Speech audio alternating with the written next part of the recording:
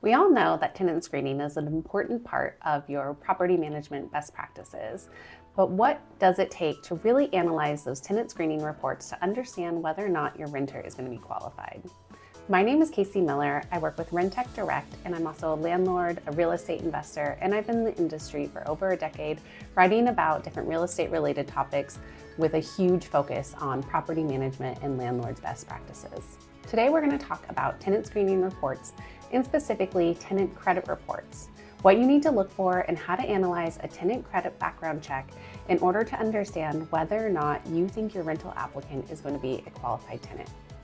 Now, when it comes to pulling a tenant credit report, there are a couple different options you can use in order to find one of these reports. There are tenant-initiated tenant screening reports and then also landlord-initiated tenant screening reports. As part of your rental application process, on your rental application, you're going to collect some personal information from your applicants. With this information, you can order tenant background screening reports, including a tenant credit check.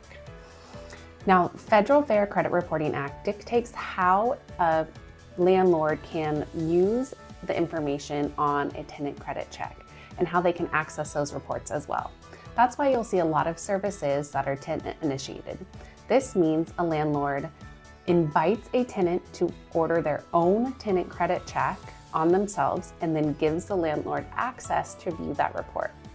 Other services pre-approve a landlord to be able to order tenant credit reports on behalf of their landlord operations, and they go through an approval process in order to order these background checks on their rental applicants, and then they can order their own reports. In most cases, doing a landlord-initiated tenant screening background check is an instant process. You can put in the information and instantly get the information about your tenant's credit history, criminal background, eviction history, instantly.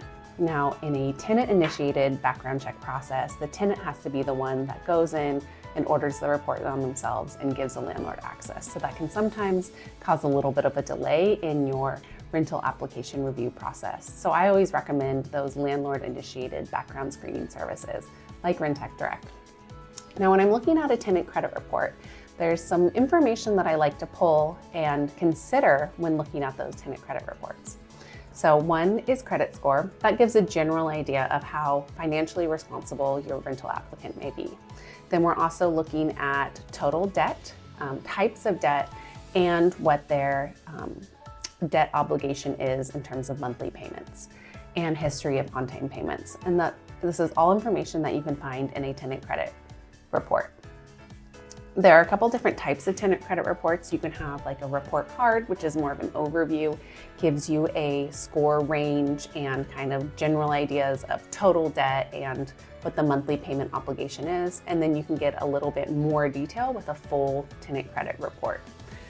You might use a tenant credit report card if you want to just get that overview, or if you want to have just a quick glance at your applicant's like financial history and responsibility. But the full tenant credit report is really going to give you a fine-tooth look at not only how much debt is owed, but the types of debt. So it breaks it down into revolving accounts like a credit card or a bank loan, and then it also could look at real estate debt or medical debt. So you can kind of analyze those different debts differently.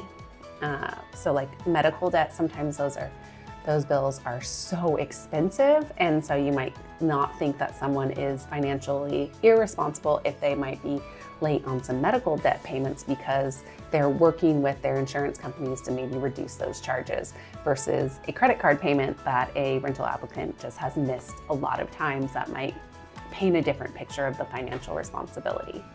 I also like to look at total debt and what the total monthly debt obligation payments are, and consider that with an applicant's income and the rental responsibility, and then that monthly debt obligation payment.